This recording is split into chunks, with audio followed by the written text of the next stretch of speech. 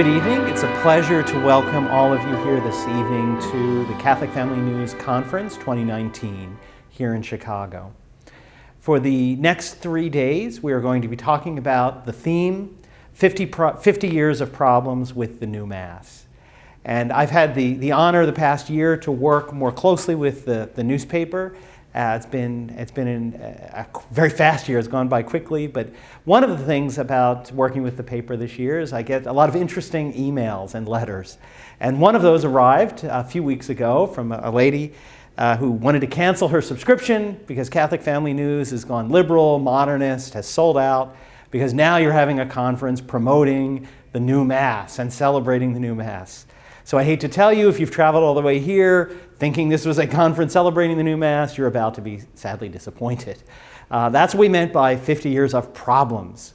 We're here to look at this phenomenon in the Church, the last 50 years, where for the first time in the history of the Church, a new Mass was imposed or attempted to be imposed upon the Church.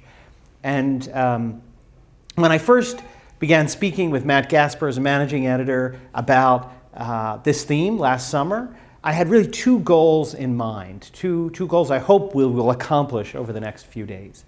One was to take this moment in time, this 50 years, an important date, important period of time, to look back and evaluate this phenomenon and to see what the problems are, to really delve into the issues.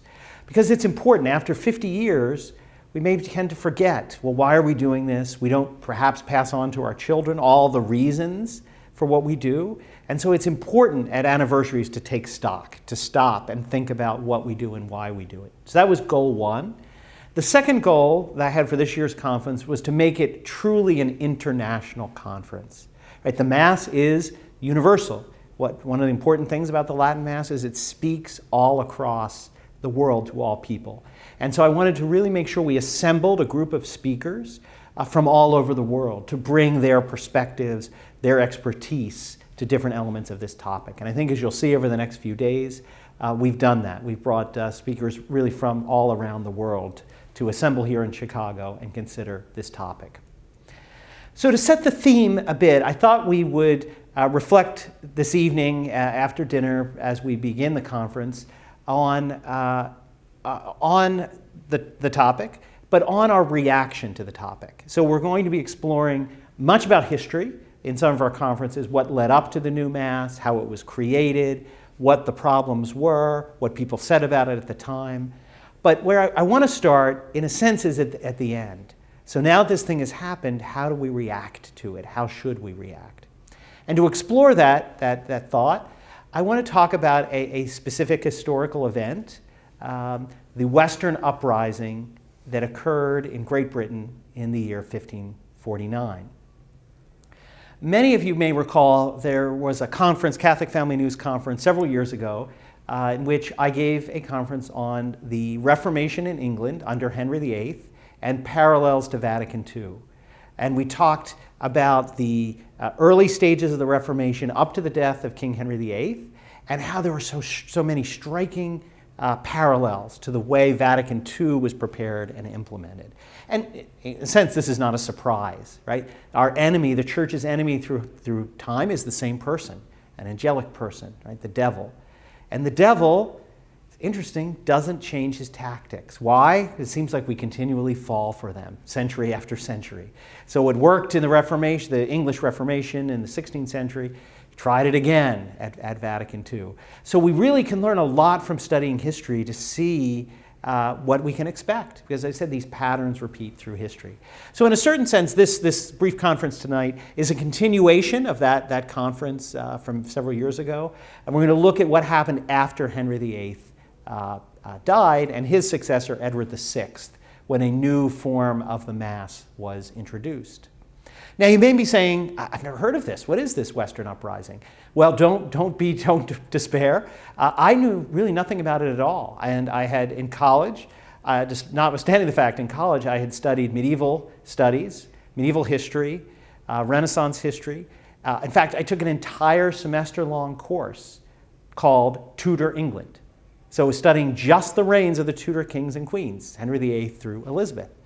You would think if you have a whole semester, you would study everything that went on then. No mention of this event, Western Uprising, in which we'll talk about close to 5,000 estimates. We don't have the exact number, but it appears around 5,000 people lost their lives to defend the Mass. And since then, I've done a little looking in any history where you might find a reference to it. Interestingly, they just dismiss it in a sort of a communist view of history. Oh, this thing, it was really just complaining about taxes and being oppressed as poor people. It was about the poor just complaining about their economic situation. Not true. So how did I first find out about it? In 1999, my wife and I and our then 2 young children moved to England. And shortly after we arrived in England, we met some people that went to traditional Mass, and they told us, they invited us to attend a Mass that was being offered in honor of the 450th anniversary of the Western Uprising against the new Mass that was introduced in England. I said, wow, I've never heard of that. So we went to the Mass, and there was a brief conference afterwards where there was talk about it, and I was just amazed that I knew nothing about it. I found a book I bought in England, and it's a little hard to find. I haven't found it in press, but it's Philip Cranmer, The Western Uprising. So I bought this in England and read it. One of the few books that is dedicated completely to the Western Uprising. I'm going to be quoting from this book a little bit as we examine this historical event. So let's set the scene a little bit. What brought this about? And again, as I said, anniversaries are important. So that was the 450th anniversary. We're at the 50th anniversary of the Mass of Paul VI, but also, being 2019, the 470th anniversary of this Western Uprising corresponds to this year. So let's look at a bit of history. Prior to this, we did have dramatic changes, obviously, in the Church of England under Henry VIII. But what's interesting, for those people living in the far reaches of England, in Cornwall and Devon, the West Country, if you don't remember a map of England, they're the far western bit of England that sort of sticks out into the ocean. So very remote. The people there, we have to put ourselves in their perspective, right? They didn't know where history was going to play out. So they had seen this Reformation occur. But under Henry VIII, it was mostly at the level of doctrine first. Henry was actually somewhat conservative liturgically, and he wouldn't let anyone change the Mass. So the Mass was kept the same. The doctrines changed, but again, from the people in London and the universities who were involved in all this, they were more aware, but some of the more rural areas, particularly if they didn't live near a monastery, because again, one of the major effects under Henry VIII was the dissolution of the monasteries. That would have affected them. But if they didn't, they went to church, their same priest that baptized them, maybe married them, offered the same Mass every day. And yeah, they heard the king had some fight with the Pope, but look at English history. The kings of England and the Pope were always fighting, getting excommunicated. So they could probably think, okay, this will blow over, right? That we're still practicing our religion, more or less the same, right? But then when Henry dies, he's succeeded by his son, 9 years old, boy king Edward VI, who, thanks to his father, is born with syphilis. Thanks, Henry. It's what happens when you have 7 wives that we know about, right? So he dies young, so he only reigns for a few years. He's very young. And so he's basically, though, controlled by a council of very hardcore Protestants who say, here's our opportunity, now we're going to go after the Mass. And this is what happens in 1549. Cranmer invents a new Mass to implement in the liturgy these doctrinal changes that have been pushed for under Henry VIII.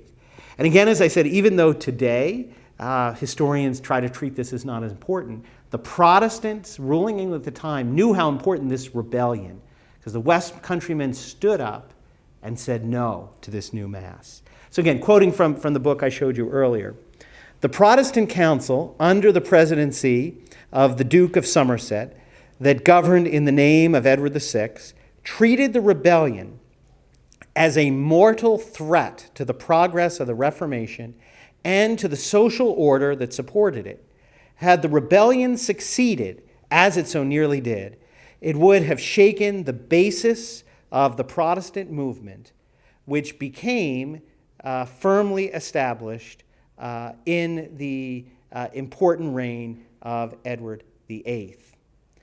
So again, the Protestants knew where they were going, and they knew that this opposition to the new Mass, to the new religion, was a deadly threat. They took this very seriously, as we'll see. And it hung on a razor's edge. It looked, and we won't have time to go into all the military aspects of the rebellion, but it looked at a moment they might succeed. They could have marched on London from the West Country and succeeded. And who knows what human history would have looked like if they had, if England had remained Catholic. But it was not in the providence of God that should happen. But this shows you that their reaction and their saying no to the new Mass, how significantly that event was viewed by the Protestants. So what was it, first of all, they were reacting to? So I said Cranmer had written this new Mass to reflect his new theology and promulgated it to be used for the first time on Pentecost in 1549. Now, Cranmer was very clever. He knew that he couldn't just put the prayer book the way he wanted it. So he crafted it with a masterful technique of ambiguity and suppression to remove from it those things which he wanted to fade away in terms of belief. And it's amazing if you put them side by side, the 1549 Cranmer Book of Common Prayer and the New Mass. They are strikingly similar. Michael Davies' book, Pope Paul's New Mass, does this at great length. And you read them, and in fact, Cranmer's is actually even better, right? Because he at least used elevated English, beautiful sounding English, as opposed to the poor translations that were done in the 1970s. So here's again what this book says about the prayer book. The prayer book has been described as a masterpiece of compromise and ambiguity. While it did not specifically deny Catholic doctrine, it could be interpreted in a sense acceptable to the Reformers. It was also a great work of simplification and transformation. The shape of the Mass was retained, but the doctrine that each Mass was a sacrifice was eliminated, as well as any notion of change in the bread and wine at the consecration. The emphasis was shifted from a sacrificial offering to a memorial service of thanksgiving. Everywhere also the prayer book changed the ancient sacramental rituals, and in some places, by altering the rubrics or the directives for the priest, left no doubt that its intention was to introduce the new doctrines which Cranmer and his associates undoubtedly held. Does that, again, sound familiar? It almost sounds like a verbatim description of the Mass of Paul VI. Right? Artful ambiguity, simplification. And you could put this, publish this in Catholic Family News, and people might say, oh, you're talking about the new Mass. No, actually, that was written about something over 450 years ago. So what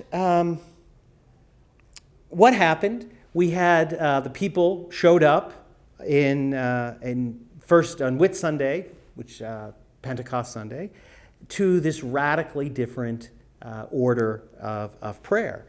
And what was their reaction? Well, to the common people, however, what really mattered was that everything was now in English. Again, sound familiar? This, more than any alteration or omission, roused their suspicions. They were instinctively aware that the old Latin was the surest safeguard of orthodoxy. Moreover, at one stroke, they had been deprived of the mysticism and mystery that enveloped their lives. In spite of Cranmer's avowed purpose to keep something of the form of the old Mass, it is not difficult to appreciate the resentment of the Commons at the forthcoming feast of Whitsun, when the solemn Mass was reduced to a lifeless dialogue between the parish priest and the sexton. In Cornwall, the Cornish people knew their way about the Latin Mass and understood many of its phrases. Now it was in a foreign tongue, which far from all the people understood. Again, this is another interesting point about the experts when they tell us what we need. So the people in Cornwall at this time did not speak English. Like the people in Scotland spoke Scottish, Irish, Ireland spoke Gaelic. They had their own language, Cornish, which was not the same as English. And many of them said who couldn't even understand English. And so the experts up in England, we need to put the Mass in the language of the common people, didn't even realize or think about it wasn't even the language of these common people. Yet in their high sort of offices, they don't even know what they're talking about. But it's interesting, they sensed that the Latin preserved orthodoxy. So what happened? As the day approached, the council for the compulsory introduction of the new service, devised mainly by Archbishop Cranmer to replace the old Mass. The parish priest in one of these towns, Father William Harper, a man of 70, no longer wearing the rich embroidered red chasuble, read dutifully from the Book of Common Prayer. This was not the solemn Whitsun Mass for which the people had been accustomed to prepare by a day of fasting. So just think about this, right? You spend the whole day fasting, getting ready to show up to see this, right? I don't know how you are after fasting, but I think that probably made them pretty more, much grumpier even than they probably would have been.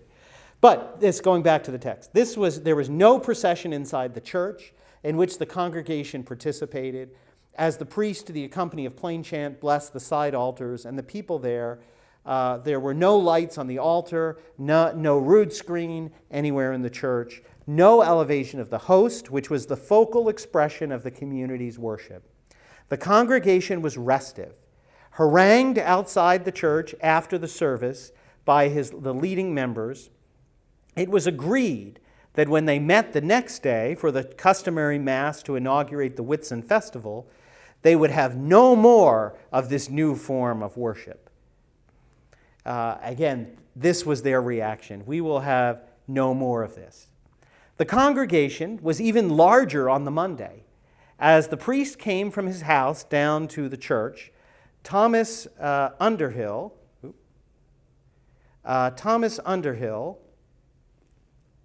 a tailor, and his friend, William Sagar, a laborer, blocked his way. So here we see how real men react to the new Mass.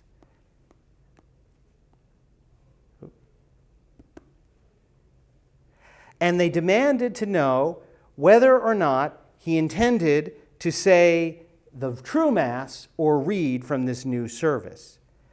In obedience to the law, I must read from the new book, Father Harper answered. So, again, I'm just obeying the law, just doing what the law says. They responded, that indeed you will not do, he was told by these leaders. We will stand by the laws and ordinances of our forefathers. There was an uproar of applause from the crowd and an approval of what they had said. The priest was forced, in the words of one Protestant historian, to put on his old popish vestments and to say the Mass in Latin, as in past times he had been accustomed to. And the words repeated to him were, we will have no more of this new Mass. It is but a Christmas game and a joke. They saw it for what it was. And so the word began to spread that this priest had gone back to the old Mass, and began to spread. The next town heard about it. Do you hear what they did? They heard they did. And all throughout the West Country, priests began to go back to saying the old Mass. Well, the rebels knew that those who refused it, they knew that this was not going to be received well, so they started to prepare themselves, started to arm themselves with anything they could find with a point on it, whether that was a pitchfork from their barn, anything they could, the swords they had from when they were younger and had fought in wars of the kings. And they began to march towards Exeter, the main city in the West Country. And again, interestingly, if modern one tried to dismiss this, they made it very clear what they were marching for. They drew up a list of demands. We don't have the exact document they sent, but it is implied what they were asking for from the response they got from the Privy Council. in terms of responding. So here are the things they demanded. They asked that the curate should not be restricted in administering baptism on Sundays and feast days. Again, sound familiar, the new Novus Ordo? Well, we only have baptisms on the second Sunday of the month, right? That common practice. As the rubrics laid down, but to baptize on every day of the week, which was a significant demand at a time in history when 1 in 10 babies died in the first year of birth. Secondly, they demanded that confirmation should also be more available, and the bishop should confirm children when they resorted to them. Mass should be celebrated with only the priest being required to communicate. The sacrament should be reserved in churches. Blessed bread and water, holy water, was to be distributed in churches. Mass must be done in Latin, for the Cornishmen will have no more, they said, of this English Mass. It was to be said or sung in the choir and not set forth in front of the people on a table. And again, here's where they repeated, much like a Christmas play. In addition, the clergy should not be permitted to marry, as Cranmer just started to do. So again, anybody who tries to say this was not a religious movement, that makes no sense. All of their demands, as you can see, are for the restoration of religion.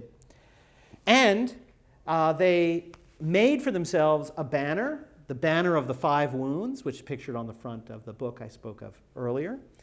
And they marched as an army. And what's really important about this was not just an army of a particular social class. There were nobles, gentry, priests, and farmers. We saw ordinary laborers, common working people. The whole spectrum of society marched behind the banner of the 5 wounds with the priests carrying the Blessed Sacrament. Right? This was a religious movement to protect the religion of their forefathers. And so, sadly, the story doesn't end very well, but its ending, at least on the natural level, but its ending is also very telling. So as I said, they did come very close to succeeding, but in the end, the English government had to bring over German mercenaries, because many of the English troops wouldn't fight them, who came in with much greater firepower. And as I said, approximately 5,000 men lost their lives for the Mass.